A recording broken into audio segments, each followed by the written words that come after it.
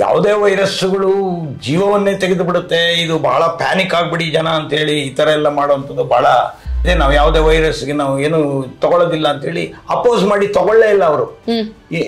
Vaccination ತಗೊಳ್ಳಿಲ್ಲ, ಆದ್ರೂ ಅವರೆಲ್ಲ ಬದುಕಿದ್ದಾರೆ. ಲಾಕ್ಡೌನ್ ಆಗ್ಬಿಡತ್ತಾ, ಮತ್ತೆ ಐಸೋಲೇಷನ್ ಮಾಡ್ತಾರ, ಕ್ವಾರಂಟೈನ್ ಮಾಡ್ತಾರ, ಮತ್ತೆ ಗುಂಪಾಗಿ ಓಡಾಡೋ ಹಾಗಿಲ್ವಾ, ಕೆಲಸ ನಿಂತೋಗುತ್ತಾ ಅಂತ. ಆಯುರ್ವೇದಿಕ್ ಔಷಧಿಗಳನ್ನ ಬೇಕಾದಷ್ಟು ಔಷಧಿಗಳಿದೆ.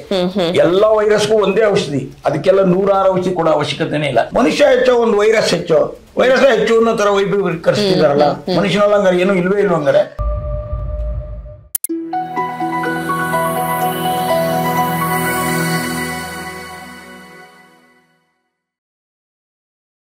GSS ಮಾಧ್ಯಮ ಯೂಟ್ಯೂಬ್ ಚಾನೆಲ್ನ ಪ್ರಯತ್ನ, ಉದ್ದೇಶ ಎಲ್ಲವೂ ಹೆಲ್ತ್, ಆರೋಗ್ಯವೇ ಎಲ್ಲವೂ ಅನ್ನುವಂಥದ್ದು, ಆರೋಗ್ಯಕರ ಸಮಾಜವನ್ನ ಸೃಷ್ಟಿ ಮಾಡಬೇಕು ಅನ್ನುವಂಥದ್ದು. ಈ ನಿಟ್ಟಿನಲ್ಲಿ ನಾವು ಒಂದಷ್ಟು ಜನ ಹೆಲ್ತ್ ಎಕ್ಸ್ಪರ್ಟ್ಸ್ನ ಕರ್ಕೊಂಡ್ ಬರ್ತೀವಿ, ಮಾತಾಡಿಸ್ತೀವಿ, ಬೇರೆ ಬೇರೆ ವಿಚಾರಗಳು ನಿಮಗೆಲ್ಲ ಯಾವ್ದು ಬೇಕು ಅನ್ಸುತ್ತೆ ಅಂತ ನಮ್ಗನ್ಸುತ್ತೆ ಅದೆಲ್ಲವನ್ನ ಅಡ್ರೆಸ್ ಮಾಡೋಕೆ ಟ್ರೈ ಮಾಡ್ತಾ ಇದೀವಿ. ಮೀನ್ ವೈಲ್ ಒಂದು ಹೆಲ್ತ್ ಇಶ್ಯೂ ಇವಾಗ ಎಲ್ಲಾ ಕಡೆನೂ ಹರಿದಾಡ್ತಾ ಇರೋದು ಅಂದ್ರೆ HMPV ವೈರಸ್ ಎಲ್ಲಾ ಕಡೆ ಜಾಸ್ತಿ ಆಗ್ತಾ ಇದೆ ಅಂತ ಸುದ್ದಿ ಕೇಳ್ತಾ ಇದೀವಿ. ಅದು ಕೊರೋನಾ ತರಾನೇ ತುಂಬಾ ಡೇಂಜರಸ್ ಆಗಬಹುದು ಅಂತ ಕೇಳ್ತಾ ಇದೀವಿ.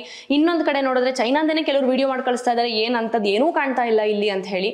ಈ ಊಹಾಪೋಹಗಳಲ್ಲಿ ಏನು ನಿಜ, ಎಷ್ಟು ನಿಜ, ಎಷ್ಟು ಸುಳ್ಳು, ಏನ್ ಆಗ್ತಾ ಇದೆ ಹಾಗಿದ್ರೆ, ಅಥವಾ ನಿಜವಾಗ್ಲೂ ವೈರಸ್ ಇರೋದಾದ್ರೆ ಅದಕ್ಕೆ ಏನಾದ್ರು ಪ್ರಿಕಾಷನ್ಸ್ ಬೇಕಾ, ಇದನ್ನೆಲ್ಲ ನಮ್ಮ ಡಾಕ್ಟರ್ ಚಂದ್ರಶೇಖರ್ ಅವ್ರ ಹತ್ರ ಕೇಳೋಣ. 100 ರೂಪಾಯಿ ಡಾಕ್ಟರ್ ಅಂತಾನೆ ಫೇಮಸ್, ಅವ್ರ ಕ್ಲಿನಿಕ್ಗೆ ಇವತ್ತು ನಾವು ಬಂದಿದೀವಿ. ಅವ್ರನ್ನ ಕೇಳೋಣ ಇದ್ರ ಸತ್ಯಾಸತ್ಯತೆಗಳೇನು ಅಂತ. ಡಾಕ್ಟರ್ ನಮಸ್ತೆ. ನಮಸ್ತೆ. HMPV ಬಗ್ಗೆ ಏನ್ ಹೇಳ್ತೀರಾ? ಬಿಕಾಸ್ ಇದು ಈಗಾಗಲೇ 4 ಸ್ಟೇಟ್ ಅಲ್ಲಿ ಜಾಸ್ತಿ ಆಗಿದೆ, ಕರ್ನಾಟಕದಲ್ಲಿ 1-2, ತಮಿಳುನಾಡು, ಮಹಾರಾಷ್ಟ್ರ ಈ ಎಲ್ಲಾ ಕಡೆನೂ ಇದೆ ಅಂತ ಹೇಳ್ತಾ ಇದಾರೆ. ಪುಟ್ ಮಕ್ಕಳನ್ನ ಟಾರ್ಗೆಟ್ ಮಾಡ್ತಾ ಇದೆ ಈ ವೈರಸ್ ಅಂತಾರೆ. ನಿಮ್ಮ ಪ್ರಕಾರ? ಹ್ಯೂಮನ್ ಮೆಟಾನ್ಯೂಮೋ ವೈರಸ್ ಅಂತ ಹೆಸರಿಟ್ಟಿದ್ದಾರೆ. ಈ ತರ ಹೆಸರಿಟ್ರೆ ಕೋಟಿಗಟ್ಟಲೆ ವೈರಸ್ ಇದೆ, ಅದಕ್ಕೆಲ್ಲ ಹೆಸರಿಡೋದು ಕಷ್ಟ ಇದೆ.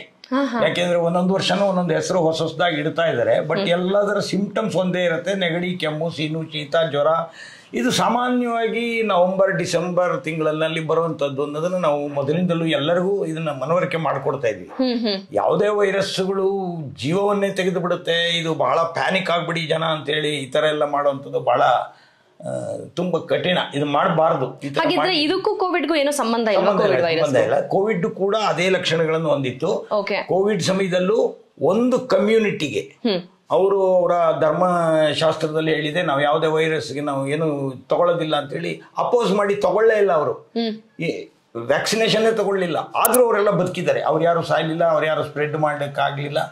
ದೊಡ್ಡ ದೊಡ್ಡ ಸಭೆಗಳನ್ನೇ ಕರೆದಿದ್ರು. ಡೆಲ್ಲಿನಲ್ಲಂತೂ ಒಂದು ಮಲೇಷಿಯಾದಿಂದ ಬಂದು, ಇಂಡೋನೇಷಿಯಾದಿಂದ ಬಂದು, ಎಲ್ಲಾ ಕಡೆಯಲ್ಲೂ ಒಂದು ದೊಡ್ಡ ಸಭೆ ಕರೆದು ದೊಡ್ಡ ಗೊಂದಲನೇ ಎಬ್ಬಿಸ್ಬಿಟ್ರು.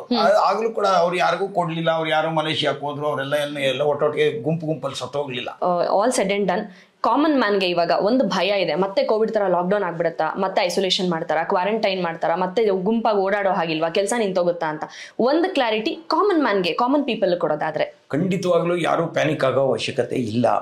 ನಾನು ಆಗ್ಲಿಂದ ಹೇಳ್ತಾ ಇದ್ದೀನಿ, ಒಂದು ನೆಗಡಿ, ಕೆಮ್ಮು, ಜ್ವರ ಬಂದ ತಕ್ಷಣಲೇ ಅದು ಕೊರೋನಾ ತರ ಅನ್ಕೋಬೇಡಿ. ಕೊರೋನಾನು ಯಾವುದೇ ರೀತಿಯಾದಂತ ದೊಡ್ಡ ಇದನ್ನ ಮಾಡ್ತಾ ಇರ್ಲಿಲ್ಲ ಅನ್ನೋದು ಈಗಾಗಲೇ ಪ್ರೂವ್ ಆಗಿದೆ. ಆಯುರ್ವೇದಿಕ್ ಔಷಧಿಗಳನ್ನ ಬೇಕಾದಷ್ಟು ಔಷಧಿಗಳಿದೆ. ಎಲ್ಲಾ ವೈರಸ್ಗೂ ಒಂದೇ ಔಷಧಿ, ಅದಕ್ಕೆಲ್ಲ 106 ಔಷಧಿ ಕೊಡೋ ಅವಶ್ಯಕತೆನೇ ಇಲ್ಲ. ಇಂಥದನ್ನ ಪ್ರಚಾರ ಮಾಡಬೇಕು. ಆಯುರ್ವೇದ ಔಷಧಿಗಳಿಗೆ ಹೆಚ್ಚೆಚ್ಚು ಬೆಲೆ ಕೊಡಬೇಕು. ಆಯುರ್ವೇದ ಹಾಳು ಮಾಡೋದಕ್ಕೋಸ್ಕರ ಒಂದು ಗುಂಪು ಹುಟ್ಟಿದೆ, ಇಡೀ ಪ್ರಪಂಚದಲ್ಲಿ ಹುಟ್ಟಿದೆ. ಅದನ್ನ ನಾವು ಇವತ್ತು ತಡಿಬೇಕು ಅನ್ನೋದು ನಮ್ಮೆಲ್ಲರ ಗುರಿ ಆಗ್ಬೇಕು. ಸರ್, ಇವಾಗ ಡಾಕ್ಟರ್ಗೆ ನೀವು ಇದ್ರ ಹಿನ್ನೆಲೆ ಹೇಳಿದೀರಾ, ಬಟ್ ಇವಾಗ ಇದಷ್ಟು ಪ್ಯಾನಿಕಿಂಗ್ ಅಲ್ಲ, ಆದ್ರೂ ಇವಾಗ ಈ ವಾತಾವರಣನೇ ಹೀಗೆ ಥಂಡಿಗಾಲ ಆಗಿರೋದ್ರಿಂದ ಇದಾಗತ್ತಲ್ವಾ. ಮನೆ ಮದ್ದು ಅಂತಂದ್ರೆ ಈ ತರ ಇವಾಗ ಅನ್ನಿಸ್ತು ಅನ್ಕೊಳ್ಳಿ, ಇವಾಗ ಈ ವೈರಸ್ ಕಾಮನ್ ಇದೆ, ಟೆಸ್ಟ್ ಮಾಡಿಸಿದ ತಕ್ಷಣ ಪಾಸಿಟಿವ್ ಬಂದೇ ಬರುತ್ತೆ. ಹಾಗಾಗಿ ಮನೇಲಿ ಈ ತರ ಆದಾಗ ಏನ್ ಮಾಡ್ಕೊಳ್ಬಹುದು without any side effect? Lakshmi Vilas ರಸ ಅಂತ ಟ್ಯಾಬ್ಲೆಟ್ ಬರುತ್ತೆ.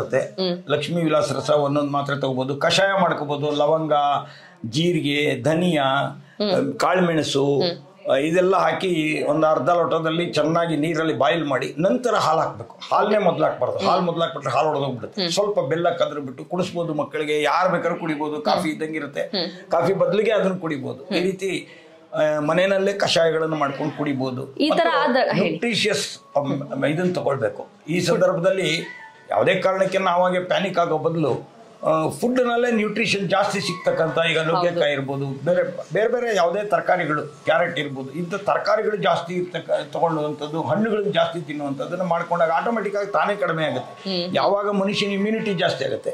ಮನುಷ್ಯ ಹೆಚ್ಚೋ ಒಂದು ವೈರಸ್ ಹೆಚ್ಚೋ, ವೈರಸ್ ಹೆಚ್ಚು ಅನ್ನೋ ತರ ವೈಭವೀಕರಿಸ್ತಿದಾರಲ್ಲ, ಮನುಷ್ಯನಲ್ಲ ಹಂಗಾರೆ ಏನು ಇಲ್ವೇ ಇಲ್ವ ಹಂಗಾರೆ. ವೈರಸ್ಸೇ ದೊಡ್ಡದ. ಇದ್ರ ಬಗ್ಗೆ ನಾವು ಇವತ್ತು ಕಾಳಜಿ ವಹಿಸಿ ತಕ್ಷಣದಲ್ಲಿ ಇದಕ್ಕೆ ಯಾವುದೇ ರೀತಿಯಾದಂಥ ಪ್ಯಾನಿಕ್ ಇದನ್ನ ಕ್ರಿಯೇಟ್ ಮಾಡಕೂಡದು ಅನ್ನುವಂಥದ್ದನ್ನ ಜನಗಳಲ್ಲಿ ಸ್ಪ್ರೆಡ್ ಮಾಡಬೇಕು. ಇವಾಗ ಅಕಸ್ಮಾತ್ ಇವಾಗ ಈ ಥಂಡಿಗೆ ಏನೋ ಕೆಮ್ಮು ನೆಗಡಿ ಜ್ವರ ಬಂತು ಅಂದ್ರೆ ಸಾಮಾನ್ಯವಾಗಿ ತಗೊಳ್ಳೋ ಹಾಗೆ 4-5 ದಿನದಲ್ಲೇ ಹೋಗುತ್ತೆ. ಅದಕ್ಕೆ ಮುಂಚೆ ನಾವೇನು ಪ್ಯಾನಿಕ್ ಆಗೋ ಅವಶ್ಯಕತೆ ಇಲ್ಲ. ಈ ಕಷಾಯ ನಾವು 2 ಸಲ ಬೆಳಗ್ಗೆ ರಾತ್ರಿ ಕುಡಿದ್ರೆ 2 ದಿವಸದಲ್ಲಿ ಹೊರಟೋಗುತ್ತೆ. ಯಾವುದೇ ನೆಗಡಿ ಕೆಮ್ಮು ಜ್ವರ 2 ದಿವಸದ ಮೇಲೆ ಇರಲ್ಲ. ಆದ್ರೆ ಆ ಸಮಯದಲ್ಲಿ ನಾವು ಪಥ್ಯ ಮಾಡಬೇಕು. ಪಥ್ಯ ಅಂದ್ರೆ ಏನು? ಮೊಸರು ತಿನ್ನೋದು, ಐಸ್ ಕ್ರೀಮ್ ತಿನ್ನೋದು, ಬೀದಿಲಿ ಹೋಗಿ ತಿನ್ನೋದು, ಎಲ್ಲ ಬೇಕ್ರಿಲಿ ಹೋಗಿ ತಿನ್ನೋದು, ಹೊರಗಡೆ ಎಲ್ಲ ತಿನ್ನುವಂಥದ್ದನ್ನ ಅವಾಯ್ಡ್ ಮಾಡ್ಕೋಬೇಕು. ನಾವು ಮನೆಯಲ್ಲಿ ಬಿಸಿಯಾಗಿ ನ್ಯೂಟ್ರಿಷಿಯಸ್ ಫುಡ್ ತಗೊಂಡಾಗ ಯಾವುದೇ ರೀತಿಯಾದಂಥ ತೊಂದರೆನೂ ಆಗಲ್ಲ. ಅಂದ್ರೆ ಇವಾಗ ಜನರು ಗುಂಪಿರುವಾಗ ಇರೋ ಕಡೆ ಹೋದ್ರೆ ತುಂಬಾ ಜನ ಇರೋ ಮತ್ತೆ ಮಾಸ್ಕ್ ಹಾಕೊಳ್ಳಿ ಅಂತೆಲ್ಲ ಹೇಳ್ತಿದ್ದಾರೆ. ಆತರ ಏನೂ ಆಗಲ್ಲ. ನಮ್ಮ ದೇಶದ ಜನ ಎಲ್ಲದಕ್ಕೂ ತಡ್ಕೊಳ್ಳುವಂತ ಶಕ್ತಿ ಹೊಂದಿದ್ದಾರೆ. ಯಾವ ಮಾಸ್ಕು ಹಾಕೊಳ್ಳೋ ಅವಶ್ಯಕತೆ ಇಲ್ಲ. ಹಾಕ್ಲೇಬೇಕು ಅಂದ್ರೆ ಯಾವಾಗ ಅಂದ್ರೆ AC-ನಲ್ಲಿ ಕೂತ್ಕೊಂಡು ಒಳಗಡೆ ಒಟ್ಟಿಗೆ ಇದ್ದಾಗ 5-6 ಜನಕ್ಕೆ ಒಟ್ಟೊಟ್ಟಿಗೆ ನೆಗಡಿ ಸೀನು ಬರ್ತಾ ಇದ್ರೆ ಅಂತ ಟೈಮ್ನಲ್ಲಿ ಹಾಕ್ಬೇಕೆ ಹೊರತು ಹೊರಗಡೆ ಓಡಾಡುವಾಗ ಅವಶ್ಯಕತೆ ಇಲ್ಲ. ಯಾಕೆಂದ್ರೆ ಸೂರ್ಯನ ಕಿರಣಗಳೇ ಅದನ್ನೆಲ್ಲ ಕೊಂದಾಕ್ಬಿಡುತ್ತೆ. ಸರಿ ಸರ್, ತುಂಬಾ ಧೈರ್ಯ ಕೊಟ್ಟಿದ್ದೀರಾ. ನಿಮ್ಮ ಮಾತುಗಳು ನಮಗೆ ಇನ್ನೊಂದು ಸ್ವಲ್ಪ ಭರವಸೆ ಕೊಟ್ಟಿದೆ, ಹೆದರ್ಕೊಳ್ಳೋದನ್ನ ದೂರ ಮಾಡಿದೆ. Thank you very much. ನಮಸ್ತೆ.